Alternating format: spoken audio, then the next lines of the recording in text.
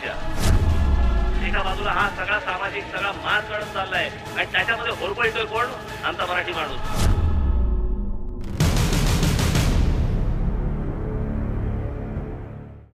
नमस्कार, मी प्रसन्न जोशी. लक्षवेधीमध्ये आपल्या सगळ्यांचं स्वागत. राज ठाकरेंची काल घणाघाती सभा झाली, ठाण्यातली सभा. फार महत्त्वाची ही सभा होती अनेक अर्थाने, कारण निवडणुकांनंतरची, मधल्या काळातल्या अनेक घडामोडींनंतरची त्या अर्थाने ही पहिली सभा, जाहीर सभा, ज्याच्यामध्ये अनेक मुद्द्यांना राज ठाकरेंनी हात घातला. अनेक मुद्द्यांबद्दल स्पष्टपणे आपल्या नेहमीच्या स्टाईलमध्ये राज ठाकरे बोलले आणि अनेक मुद्द्यांप्रमाणेच अनेक वादांना सुद्धा त्यांनी सरळ सरळ निमंत्रण दिलेलं आहे. अशा वेळी मनसे हा वेगळा प्रकारचा टर्न घेते का? मनसे पुन्हा एकदा आपल्या रूट्सकडे चाललेली आहे का? एकीकडे भाजपवर टीका, महाराष्ट्रातल्या साध्या चालणाऱ्या राजकारणावर टीका, केंद्र सरकारवर टीका, हे करून राज ठाकरे काय दाखवू पाहतायत? आणि एकूणच पुन्हा एकदा रस्त्यावरची भाषा, रस्त्यावरचा ॲटिट्यूड दाखवत मनसे 2.0 किंवा राज ठाकरे 2.0 असं नवीन राजकारणाचं व्हर्जन समोर आणून कुणाच्याही बळाविना, कुणाच्याही मदतीविना राज ठाकरे एकटेच लढणार आहेत हे दाखवण्याचा प्रयत्न होता का? आणि हा सगळा आक्रमकपणा, हा आवेश, हा जोश मनसेच्या सैनिकांमध्ये उतरवायला ही सभा कारणीभूत ठरेल का? आपल्याला चर्चा करायची अनेक मुद्द्यांवरती. यावर बोलण्यासाठी आपल्यासोबत मान्यवर आहेत. आपल्यासोबत आहेत हेमंत देसाई, ज्येष्ठ पत्रकार, आपल्या स्टुडिओमध्ये आहे, त्यांचं स्वागत.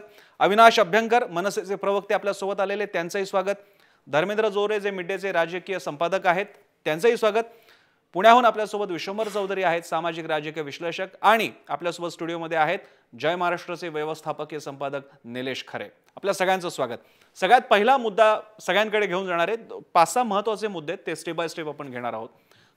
पहिला मुद्दा आपण घेतोय ज्याच्याकडे सगळ्यांचं लक्ष लागलं होतं. एक चर्चा चालू होती की राज आणि उद्धव यांचं मनोमिलन झालेलं आहे आणि मनपा निवडणुका कदाचित ते एकत्र लढतील. निलेश, त्याला सुरुंग लावलाय राज ठाकरेंनी. निश्चितच सुरुंग लावलाय, मात्र शक्यता पूर्णतः संपली आहे असं म्हणता येणार नाही. निश्चितच जी चर्चा सुरू होती आणि त्यातून जो संभ्रम निर्माण होता, हा संभ्रम जर निर्माण झाला असता तर उद्या जर मनसे आणि शिवसेना एकत्र आली तर जे जागांचं वाटप होईल त्यातून आपल्याला उमेदवारी मिळेल की नाही हा प्रश्न निर्माण झाला असता आणि त्यातून कार्यकर्ता जो आहे तो इतर पक्षांकडे वळण्याची भीती होती. अशा परिस्थितीत जरी उद्या हे दोघं पक्ष एकत्र येतील असं आपण समजून चाललो तरी ही ती वेळ नाही जिथे कोणतीही जाहीर घोषणा केली जाऊ शकते. जर करायचंच असेल तर काही दिवस अगोदर निवडणुकांच्या अशा स्वरूपातलं मनोमिलन जे आहे ते आपल्याला पाहायला मिळू शकतं. सध्या तरी उघडपणे दोघेही राजकीय पक्ष ते मान्य करतील असं दिसत नाही आणि म्हणूनच या चर्चेला पूर्णविराम मिळावा म्हणून स्पष्टपणे राज ठाकरेंनी सुरुंग लावलेला आहे. ज्या स्वरूपाच्या बातम्या पेरल्या गेल्या असं सांगत. पण अभ्यंकरजी, अशी टीका राज ठाकरे नेहमी करतात चर्चेमध्ये, माध्यमांवरती. पण मी आपल्याला आठवण करून देऊ इच्छितो, विधानसभा निवडणुकांच्या नंतरच्या काळामध्ये अशाच प्रकारे राज ठाकरेंनी गौप्यस्फोट केला होता की शेवटच्या क्षणी उद्धव आणि माझी कशी चर्चा झाली, पण तरी सुद्धा ते कसं प्रकरण पुढे गेलं नाही, अन्यथा आम्ही एकत्र लढणार होतो. कारण उद्धव ठाकरे स्वतः म्हणत होते की भाजप टॉलरेट काही, म्हणजे भाजप खूपच आम्हाला गृहीत धरत आहे.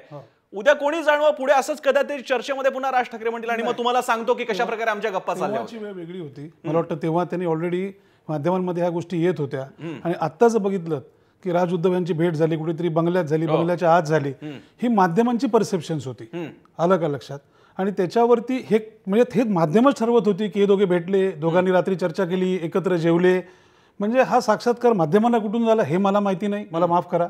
बरोबर आहे. आणि दुसरं, जर चर्चा झालीच नाही त्यामुळे त्यांनी ती त्यांच्या थेट शब्दात आणि रोखटोक भाषणामध्ये त्यांनी सरळ सांगितलं की अशी काही चर्चा झालेली नाहीये आणि त्याला पूर्णपणे तो पूर्णविराम तिकडे मिळालेला आहे. आणि जी गोष्ट घडलेली नाहीये किंवा जी घडली आहे ती त्यांनी मागे सांगितली, जी घडलेली नाहीये सध्या, जी घडलेली नाहीये अजिबात, ते त्यांनी त्याचा उच्चार केला. आपल्यासोबत राजकीय पत्रकारिता क्षेत्रातले तज्ञच आहेत. धर्मेंद्र जोरेच आपल्यासोबत आहेत, मिडडेचे राजकीय संपादक. धर्मेंद्र, आपल्याला आपल्याला म्हणजे आपल्या सगळ्या माध्यमांना रिडिक्यूल केलं जातंय. अभ्यंकर म्हणतायत जे हातातच नाहीत, जे काय आडात नाही ते पोऱ्यात कुठून येणार, जे का भेट नाही झाली तर कशाला कंड्या पिकवताय?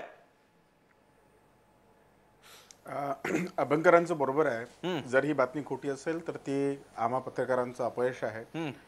जर काही दिवसांनी ती जर खरी होत असेल तर मग ते आपलं यश आहे असं समजायचं. बरोबर आहे. मी मात्र आज हे म्हणेल की विधानसभेचं इलेक्शन आणि त्यानंतर झालेली 3 अधिवेशनं, त्यातलं आत्ताच एक संपलेलं, त्यानंतरची जी एक विरोधकांनी जी एक विश्रांती घेतलेली होती त्या विश्रांतीला संपवून राज ठाकरेंनी अगदी वेळेवर जो एक काल सिक्सर मारलाय की कालच्या सभेनंतर एक चांगला स्ट्रॉंग अपोजिशन एक अपोजिशन पार्टी म्हणून त्यांनी काल एक एल्गार केला असं मला म्हणा वाटेल. बरं.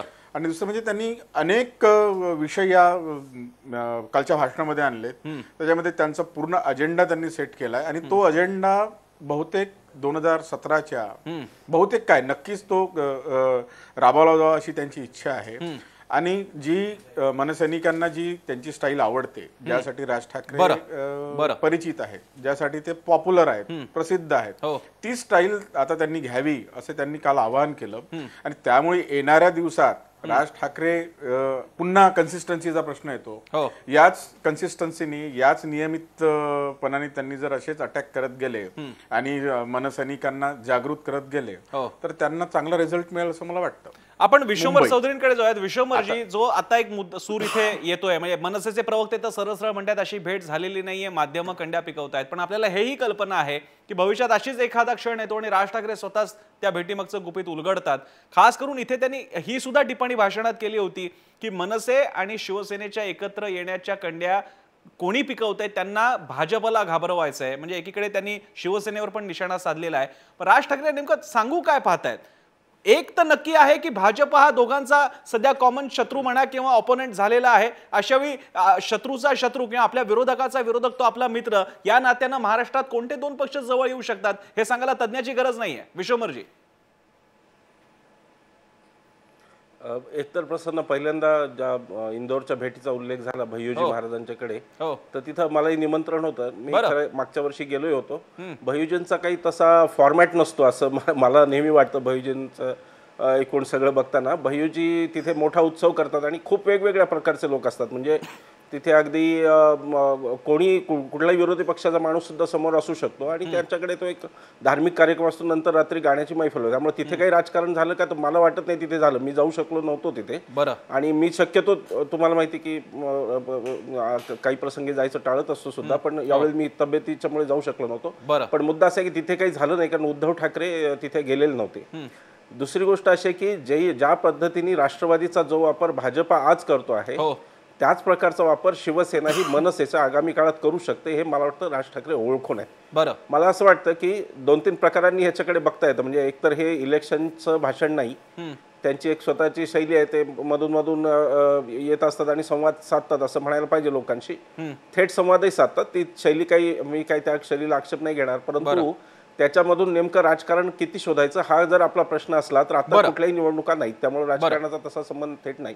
राज ठाकरेंनी एवढं नक्की सूचित केलं की मी शिवसेनेला मला वापरू देणार नाही जर त्यांचा तसा बेत असेल तर. शिवसेना आता रस्त्यावरचा त्यांचा जो हे आहे, माझ्या मते ते भाषण मी आज पाहिलं तर रस्त्यावरचा जो म्हणायचं त्यांना त्याच्यात एक थोडी मेख अशी आहे की आता शिवसेना सत्तेत असल्यामुळे धड रस्त्यावर येऊ शकत नाही, धड सभागृहात शिवसेनेच्याकडे ती क्षमता नाही भांडण्याची. आपल्याला माहिती आहे शिवसेनेचा एकूण बौद्धिक वकूफ बघता सभागृहात पण शिवसेना काही फार करू शकत नाही. रस्त्यावरचं जे पेटंट आहे ते शिवसेनेचं हे आता ढिल्लं झालंय थोडं, यात काही खरं म्हणजे वाद नाही. आणि मला वाटतं ती स्पेस राज ठाकरे नक्की आता बघतायत. एक प्रकारे महाराष्ट्रात 4ही पक्ष एकीकडे असं आताचं चित्र आहे, काँग्रेस सोडून थोडं राष्ट्रवादी, शिवसेना आणि भाजपा. त्याच्यामध्ये एक मोठी पॉलिटिकल स्पेस राज्यामध्ये आहे, ती राज ठाकरे यांना नक्की खुणावत असणार.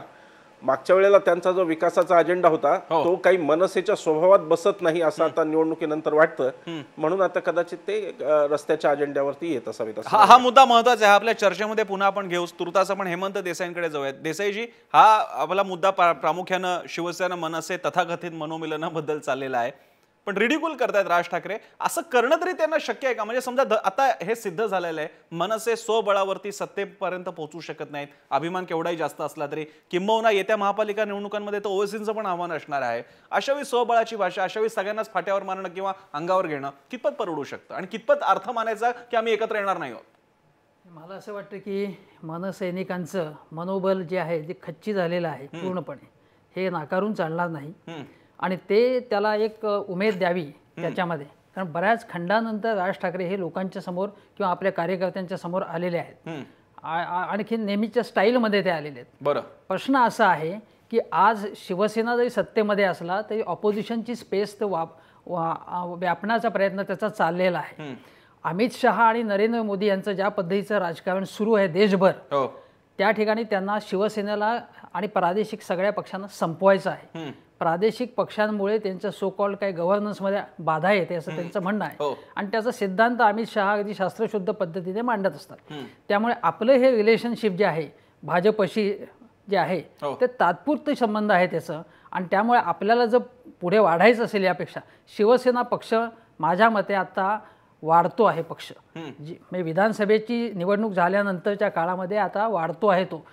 आणि त्या लोकांना त्याचं या पद्धतीचं जे राजकारण चालू आहे जे काय आहे विरोधी पद्धतीचं सत्तेत असून ते त्यांच्या कॉन्स्टिट्युएन्सीलाच नव्हे तर अनेकांना आवडते. आता याचं कारण असं आहे की काँग्रेस आणि राष्ट्रवादीचा हा जो विरोधी पक्ष आहे दोन आहेत त्यापासून लोकांना एवढं आधार मिळत नाही आता. बरं.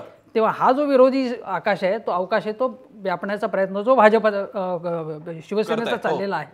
तर अशा वेळी आपली जी काही आपले सैनिक तिकडे जाऊ नयेत आणि आपलं स्वतंत्र अस्तित्व आत्ता का होईना. आता अविनाश अभ्यंकरांनी एक शब्द वापरला मी लक्षात सध्या तरी तसं काही नाही आहे. सध्या असा हा शब्द त्यांनी वापरला हे लक्षणीय नाही. ऐका म्हणजे आता कसं असतं आम्हाला माहित नव्हतं तुम्ही तिकडून इकडे आलं का लक्षात. तेव्हा मी म्हणतो सध्या तुम्ही त्या चॅनलला आहात आता ह्या चॅनलला आलेला आहात. भविष्यात आपण काही कोणी ज्योतिषी नाही. एक मिनिट या क्षणाला पूर्णपणे पूर्णविराम लागलेला आहे. बरं. एक मिनिट मला पूर्ण माझं असं म्हणणं आहे की या दोन्ही पक्षांनी एकत्र येणं हे याच्या पुढचं विधिलिखित आहे. आणि ते एकत्र या समझोता होईल वाटाघोटी होतील कुठलीही पद्धतीची अरेंजमेंट होईल पण त्यांची कॉन्स्टिट्युएन्सी एक आहे हे त्या दोघांनाही माहिती आहे. तेव्हा थोडंसं लांबचं बघूया अगदी जवळचं नाही. लांबचा प्रवास दोघांचा जोडीनेच होणार आहे असं मला वाटतं. इकडे आणखी भाजपवरती टीकेचा या भाषणामध्ये एक प्रामुख्याने दिसून आलं की मनसेचा प्रचंड रोख म्हणजे राज ठाकरेंचा रोख भाजपवरती होता. आणि त्याबद्दल बोलताना त्यांनी घणाघाती टीका केली. एक केंद्रावरती सुद्धा केली. हे कसले पंतप्रधान मन की बात करतात हे तर मौन की बात. अनेक मुद्द्यांवरती ते तोंडच उघडत नाहीये. अमित शहावरती घणाघाती टीका केली. राज्याबद्दल बोलताना या मुख्यमंत्र्यांना थोडं दुर्दैवाने पण राज ठाकरेंची स्टाईल आहे पण त्यांनी म्हटलं नीट धड चालता येत नाहीये. माणूस तसा चांगला आहे पण काम करून दाखवत नाहीये. आणि राज्यामध्ये सगळा जो कारभार चाललाय तो मुख्यमंत्री चांगले आहेत पण त्यांना काम करू दिलं जात नाहीये. निलेश याच्यामध्ये बिटवीन द लाईन्स काय काय गोष्टी आहेत. मुख्यतः राज ठाकरे नावाची जी लाट होती किंवा मनसेची जी लाट होती ती लाट जर कुठे रोखली गेली तर ती मोदी लाटेनं रोखली. आणि ही मुख्यतः लोकसभा निवडणुकींच्या काळामध्ये ही राज ठाकरे नावाची लाट ओसरताना पाहायला मिळाली. मोदींचा जो उदय होता त्याच्या अस्ताला सुरुवात गेल्या 2 ते 3 महिन्यामध्ये झालेली आहे. मोदींची लाट जी आहे ती ओसरू लागलेली आहे. आणि सर्वसामान्य जनतेमध्ये जे आकर्षण मोदी नावाबद्दलचं होतं भाजप सरकारबद्दलचं होतं किंवा देशामध्ये एक मोठी क्रांती होऊ घातली आहे अशा स्वरूपात किंवा अच्छे दिन आने वाले आहे हे जे ब्रीद वाक्य होतं त्याच्या विरोधी भूमिका ही सर्वसामान्य जनतेमध्ये तयार व्हायला लागलेली आहे. आणि त्यामुळे ती लाट ओसरताना पुन्हा एकदा संधी आहे ती राज ठाकरे यांना मैदानात येण्याची. आणि टायमिंग मध्ये राज ठाकरे हे नेहमीच अत्यंत योग्य आहेत असं मानलं जातं. योग्य टायमिंग राज ठाकरेंनी साधलेलं आहे आणि ते पुन्हा एकदा मैदानामध्ये आलेले आहे. विरोधकाची गरज मग राज्यातल्या सत्ताधाऱ्यांना असो किंवा केंद्रातल्या सत्ताधाऱ्यांना असो दोघांनाही विरोधक हा चांगला नाही. जसं हेमंत सरांनी पण म्हटलं विरोधक चांगला नाही. आणि ती जी स्पेस आहे विरोधकांची ती कॅप्चर करण्याची संधी ही मनसेला पुन्हा एकदा आहे. आणि म्हणूनच भाजपचा कडाडून विरोध करायचा शिवसेनेचाही विरोध करायचा. आणि या परिस्थितीमध्ये काँग्रेस एनसीपीला टार्गेट न करता कारण त्यांच्या बरोबर म्हणून खूप जनता दिसतच नाही. अशा परिस्थितीत जर स्पेस घ्यायची असेल तर याच लोकांपासून नाराज असलेले जे लोक आहेत जे काँग्रेस एनसीपीकडे पण नाही जाणार त्या लोकांना पुन्हा एकदा मनसेकडे आकर्षित करणं ही स्ट्रॅटर्जी जी आहे ती मुख्यतः मनसेची या ठिकाणी पाहायला मिळते. म्हणजे अभ्यंकरजी इकडे भाजपला विरोध नाहीये पण भाजपचं कौतुक नरेंद्र मोदींचं कौतुक करता करता मनसेचा मराठी बेसच निघून जाईल की काय याची जाणीव झाल्यामुळे आता ही नंतरची उपरती आहे भाजपवरची टीका मोदींची टीका. मराठीचा बेस हा कधीही सोडलेला नव्हता तो सोडणार नाहीत. जे सत्य आहे जी स्वप्न दाखवली गेली होती देशात आणि राज्यात ती आली का प्रत्यक्षात त्याला वेळ लागेल मान्य आहे पण त्याच्यातलं काहीच दिसत नाहीये.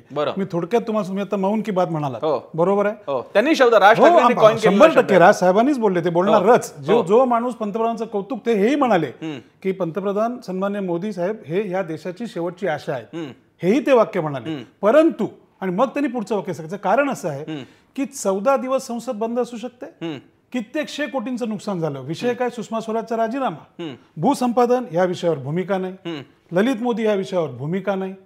कुठल्याही प्रकारच्या म्हणजे असे अनेक विषय व्यापमचा घोटाळा एवढा मोठा प्रचंड झाला ज्यात अनेक लोक मेलेली आहेत त्याच्यावरती कुठलीही भूमिका नाही. ह्यांचे जे सन्माननीय कृषी मंत्री आहेत बिंडोक कळलं का? त्यांनी जे बेताल वक्तव्य केलंय, 80,000 शेतकरी मरतात आणि तो मूर्ख माणूस म्हणतो की प्रेम प्रकरण करून मेले, ना लाज नाही वाटत? तुम्ही कोणाची चेष्टा करताय, कोणाच्या बाबतीत बोलताय तुम्ही? आणि ह्याच्यावरती विरोधी पक्ष म्हणून टीका होणारच, जसं कौतुक आहे तशी टीका पण केली जाणारच. आणि ह्याच्यावरती जबाबदार म्हणून त्यांनी बोलायला लाज पाहिजे. हे तुम्हाला मी 4-5 विषय सांगितले, कुठलीही ऍक्शन होत नाही. बेताल म्हणजे अभ्यंकरजी एका अर्थानं ज्याला वाईटात चांगलं म्हणतात, बरं झालं तुमचे खासदार काही आले नाहीत, कारण त्यावेळी तुम्ही जाहीर भूमिका घेतली होती की आमचे खासदार निवडून आले की मोदींना आम्ही पाठिंबा देणार. आता केवढी पंचायत झाली असती पाठिंबा दिला याचा अर्थ सरेंडर झाला असं होत नाही. म्हणजे पंचायत झाली असते ना. पाठिंबा जरी दिला, बघा राज्यसभाने कौतुक जरी केलं तरी ज्या ठिकाणी चूक आहे तिकडे चूक हे ते म्हणायला मागे खासदार नाहीये, त्यामुळे तुम्ही बोलू शकता. खासदार असताना टीका करता आली असती का? 100% टीका करते. आपण राजसाहेबांना ओळखता, त्यांनी कधी भूमिकेपासून फारकत घेतलेली नाहीये. आणि तुम्ही महाराष्ट्राच्या बाबतीत जर बोलत असाल तर आम्ही काही बोलायलाच नको. टोलच्या बाबतीत बोलले होते, कोल्हापूरच्या बाबतीत बोलले होते, रस्त्यांच्या बाबतीत बोलले होते, सिंचना बाबतीत बोलले होते, अनेक विविध प्रकारच्या महाराष्ट्राने चिक्क्या बघितल्या. बरोबर आहे. आता अजून किती चर्चा करायची? आणि हे सगळं होत असताना बरं सन्माननीय मुख्यमंत्री काम करतायत असं तुम्हाला दिसतंय का? त्यांना निर्णय काम करतायत म्हणजे त्यांना निर्णय घेता येत आहेत का? प्रचंड मोठे असे 100 दिवसाच्या आतमध्येच प्रचंड प्रमाणात विरोधाचं वातावरण तयार झालं असं तुम्हीच सांगता. चॅनलवरतीच आम्हाला कळतं की पंतप्रधान ह्या देशात किती दिवस आहेत आणि परदेशात किती दिवस आहेत. हे तर आम्हाला काही साक्षात्कार होत नाही. तुमच्यासारखे प्रतिनिधी लोकच आम्हाला सांगत असतात की इथे कोणी नसतं, कोण असतं, महाराष्ट्रात काय चालू आहे. कोल्हापूरची आज भूमिका आली, मग कशाला आधी जाहीर केलं होतं? आल्या एक दिवसात करू म्हणून का? म्हणून नाही झालं काय? एक्सप्रेसवेला एवढे सगळे माणसाची गेली, आता का सुचलं त्यांना? बरं, आतापर्यंत करत काय होते? ठोस भूमिका जर नव्हती तर टोलच्या बाबतीत आम्ही महाराष्ट्र मुक्त करू हे का जाहीर केलं? शेतकरी आज मरतोय त्याचा विचार न करता त्यांची मुख्यमंत्री इकडे येते, ती काय आनंदीबेन पटेल ज्या कोणी आहेत त्या इकडे येतात आणि त्या इथे येऊन सांगतात की मुंबई अहमदाबाद जी बुलेट ट्रेन करायची आहे ती या, राहा मुंबईत, धंदा तिकडे करा, हे चालतंय. आणि आमचे राजसाहेब ठाकरे काय भांडण लावतायत. आणि ह्याचा खर्च, ती एक जॅपनीज कंपनी आहे, मी आपल्याशी जबाबदारी बोलते प्रसन्न, ह्याचा खर्च 98,000 कोटी रुपये अहवालात. आपण याची माहिती घ्या. या बुलेट ट्रेनचा खर्च 98,000 कोटी आहे असं ती जॅपनीज कंपनी म्हणते. आणि 2 तास वाचणार आहेत आणि आतापर्यंत 80,000 शेतकरी गेलेत वर. आणि ह्यांचे कृषी मंत्री बेताल वक्तव्य करतायत. आणि आमचे मोदी साहेब म्हणतायत की हा माझा विजय नाहीये, महाराष्ट्रातील 100 कोटी जनतेचा विजय आहे, ज्यात ते शेतकरी सुद्धा आले. मनसेचा हा बदललेला एवढा स्टँड, भाजपवरती कठोर टीका करणारी ही मनसे आहे का? कारण काँग्रेस आणि राष्ट्रवादी पण करत नाही एवढी टीका महाराष्ट्रातला एक पक्ष मनसे करतायत. याच्या मागे आणखी काही कारणं आहेत का? आणि या एका मुद्द्यावर, विरोधाच्या मुद्द्यावर का होईना शिवसेना भाजपचं मतैक्य आहे का? कारण शिवसेना पण तेच करते, शिवसेना सुद्धा टीका करते. हे मुद्दे घेऊन आपण विश्वंभर चौधरी आणि जोरेंकडे जाणार आहोत. निवडणुकांच्या तोंडावरती फक्त दंगली घडवत राहायच्या. एका बाजूला हा सगळा सामाजिक सगळा मास काढून चाललाय आणि त्याच्यामध्ये होरपळतोय कोण? आमचा मराठी माणूस.